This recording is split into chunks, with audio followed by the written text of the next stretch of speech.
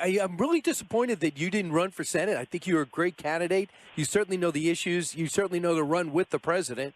So that's a lot more than people have been doing here in New Hampshire who are on the Republican Party. Well, look, Brian, my priority has been for the last 5 years and continues to be to make sure that Donald Trump and Mike Pence are reelected as the chief executive officers of our country. And so I think if I would have gotten the race, I would have won the race. But if that would have happened and Donald Trump, for some reason, did not win, I'd have no interest in being in Washington. So I'm going to spend all of my time and my efforts making sure that Donald Trump and Mike Pence are reelected. So the president taking on Mike Bloomberg on stop and frisk, but the president supports stop and frisk. Yeah, look, the president's talked about this a little bit. It's more about the way that Michael Bloomberg has talked about it. Clearly, he's a bit of a hypocrite. Michael Bloomberg believes that his policies in New York City can simply be forgotten with a simple apology. And I don't think that's the case. I don't think anybody has taken the time to scrutinize Michael Bloomberg's record. I think that's coming in the next Nevada debate because we have a series of very desperate candidates. Joe Biden is on life support. Elizabeth Warren's race is almost over, and they see an individual who literally bypassed the first 4 states and is doing better than they are. And so you're going to see a new scrutiny on Michael Bloomberg's record, and part of that will be the stop and frisk process. So that's where he's vulnerable. Do you think the president's right to start eyeing him up as a potential opponent? Because this is the most unorthodox candidacy in our lifetime. Well, there's no question. Look, I think that when we look at the record of success of this administration over the last 3+ years now, there's clear that every economic indicator shows that we are better off today. Every person who serves in our military is better off today because he has refurbished the military and shown them unbelievable support. And we have a record to run on, whether it's renegotiating bad trade deals, whether it's the USMCA, whether it's making our allies pay their fair share for mutual defense. So, look, this president is very strong of what he's been able to accomplish in the first 3 years of his administration, and I think the American people are going to reward him for that and send him back to Washington with a larger electoral margin than he received in 2016. So I got to tell you, and I think you know this, you came on with some stats on Fox and Friends a short time ago, but with just about 90% of the precincts reporting Trump already secured 120,000 votes in a state in which he was really not competing in because nobody was close. Obama had 49,000 when he was running for re-election. He's doubled with George W. Bush at 53,000. So, and Bill Clinton at 76,000 as an incumbent. So you guys made sure you were wearing the Trump team sweatsuit tops. You walked around the state. Why was it important for the president to have a presence, even though he had no competitor? Because, Brian, we want to make sure the people of New Hampshire and prior to that the people of Iowa know that we are taking no votes for granted, not a precinct, not a town, not a community. We are going to fight for every single vote. You know, I went to 7 different polling locations yesterday just to say thank you to those people who were out supporting Donald Trump. We knew he was going to be victorious yesterday, but we want to make sure that the people of New Hampshire knew that Donald Trump is asking for their support and is not going to leave the people of New Hampshire behind like Joe Biden did. We did the same thing in Iowa. We had a huge contingent going out there. We knew that Donald Trump was going to win that primary. But this is because the campaign is running right now like a well-oiled machine. They have built a juggernaut. There is no other campaign that is currently up and running that could do what Donald Trump's been able to do in Iowa and replicate it in New Hampshire. Corey, what was it like in New Hampshire 4 years ago with you at the helm? How big was the Trump team? We had literally, when Donald Trump won the New Hampshire primary by 19 points in a field of 18 people, we had 40 people total on the team.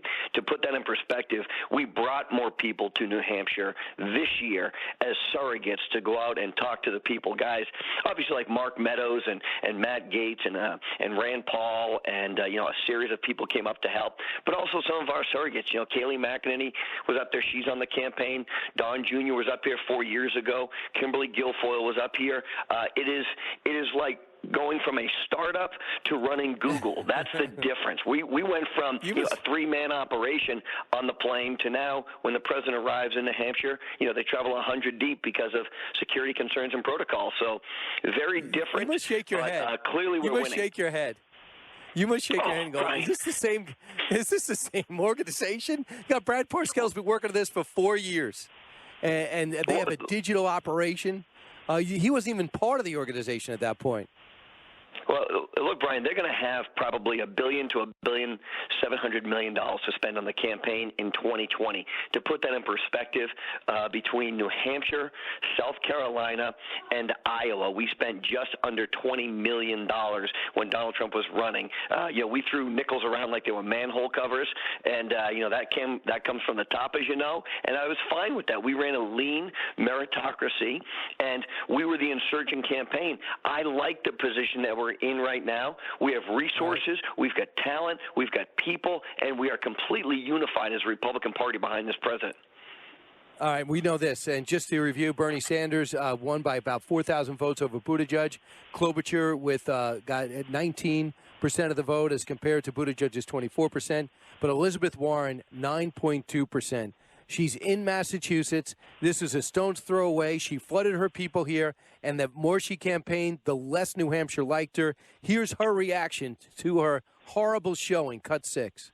The fight we're in, the fight to save our democracy, is an uphill battle. But our campaign is built for the long haul.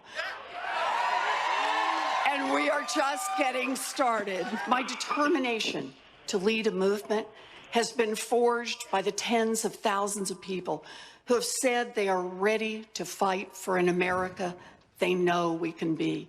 Because if we have the hope that comes with dreaming big, if we have the courage... All right, enough. I can't hear it anymore.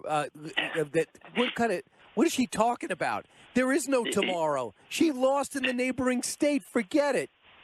Well, Brian, look, it's just not true. She hasn't built an operation that was ready. As you know, there was a time during the summer where Elizabeth Warren was considered the front runner in New Hampshire and was leading the polls.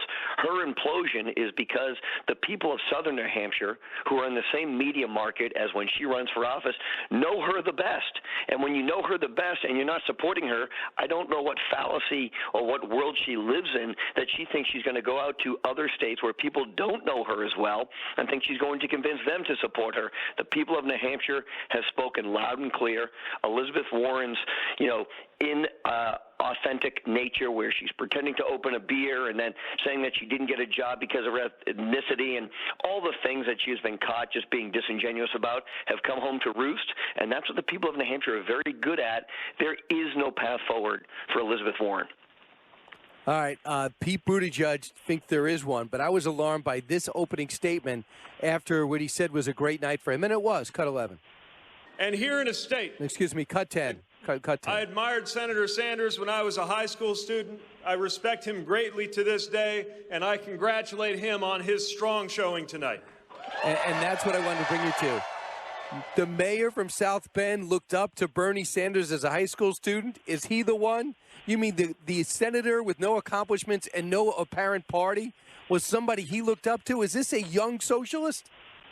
Well, it clearly is. Look, Pete Buttigieg has tried to make this a race about the future of the Democratic Party. He's 40 years younger than Bernie Sanders is, but clearly in high school, which for Pete was not that long ago, he was very much in line with the Bernie Sanders philosophy of let's give free education to illegal immigrants, let's give free health care to everybody, let's spend trillions of dollars we don't have. That's where Pete really is. Now, he has been methodical over the course of the last 20 years of trying to be perceived as a moderate. And the big discrepancy, Brian, which your listeners probably saw last night, was Pete Buttigieg stood on the stage by himself reading from a teleprompter with the American flag behind him from Nashua, New Hampshire. When Bernie Sanders got up there, he was surrounded by hundreds of people. There was no teleprompter. It was just Bernie, right to the microphone, unscripted. And look, I think when you look at the comparison between those two, the Democratic Party wants someone who's going to fight against Donald Trump, and I think Pete Buttigieg is going to be too measured for the socialists who are now in control of the Democratic Party. I got to bring you to this other story. I don't know how much you know about it, but I want to bring you up about it. I know you know who Roger Stone is. He hasn't worked for the campaign forever, maybe not in any official capacity, but he has some ridiculous sentence, would have been about 9 years. That was what the prosecution wanted. The president expected some outrage. Next thing you know, the Justice Department got involved, and the sentence changed. The Democratic leaders are now demanding answers after the DOJ reduced the recommended sentence for Roger Stone. They want another investigation. Here is the defiled and debunked, but still full-time employee for CNN, Andrew McCabe, cut 41. 41. All right, he writes, it's preposterous to think that the president's own public statements had no impact on the department's reversal of the position. This is something we have seen before. It's very personally in my own situation. So let's listen. It's preposterous to think that the president's own public statements had no impact on the department's reversal of their position on the recommendation. Look, this is something we've seen before. I've seen it myself very personally in my own situation. The president indicates on Twitter for the world to see exactly what he wants done, and the department lines up behind that and executes his vision. We have seen that before. So, Brian, let me say something. You know, I have never been a fan of Roger Stone. I've had the unfortunate privilege of speaking to him on numerous occasions. But that being said, 9 years in a federal prison for being part of the Mueller investigation and lying to Congress, if that is what the criteria is, to spend 9 years in a federal prison for a nonviolent offense, he's never been convicted of a crime, he doesn't have a criminal record, that's insane to me. And by the way, if that's the case, then we're going to make sure that justice is blind and that everyone is going to follow that. When is Jim Comey going to be sentenced to 9 years? Because we know on multiple occasions he lied to Congress. We know that Brennan has lied to Congress. Andy McCabe, we know, lied to the FBI under oath on multiple occasions while he was serving as the acting director of the FBI. He has not been prosecuted for that yet. And look, I'm not a Roger Stone fan, but to sentence somebody, to make a recommendation for 9 years in jail is so outrageous, I couldn't even want that for my worst enemy. Should the president have gotten involved? Look, I think the president should take a long, hard look at the real case against Roger Stone and decide if justice has actually been served. I don't know if the president made a phone call. The Justice Department is saying that the U.S. attorney in Washington, D.C. made the decision to request a different sentence after the initial sentence was made, but they made that request prior to the president tweeting it, so it was done the night before. I don't know all the facts of the case, but I think what we've seen is this president stands up when he sees a wrong, whether it's for Alice Johnson or whether it's for Roger Stone. There has to be equal opportunity under the law, and he's made sure that that's happening. Yeah, look, it's another time. They actually want another investigation. You got to be kidding me. Eric Holder says to seek a shorter sentence is unprecedented, wrong, and ultimately dangerous. But he would probably say that regardless. Hey, Corey, even though you're not feeling well, I think you did extraordinarily well. Well, hey, thanks, Brian. You know, my kids have all been sick. They're all home today. If you can believe it, all four of my children are home today. So I didn't want to come in and get everybody deathly ill and have you thrown up all over the place. I figured I'd save you that hassle. All right, thank you.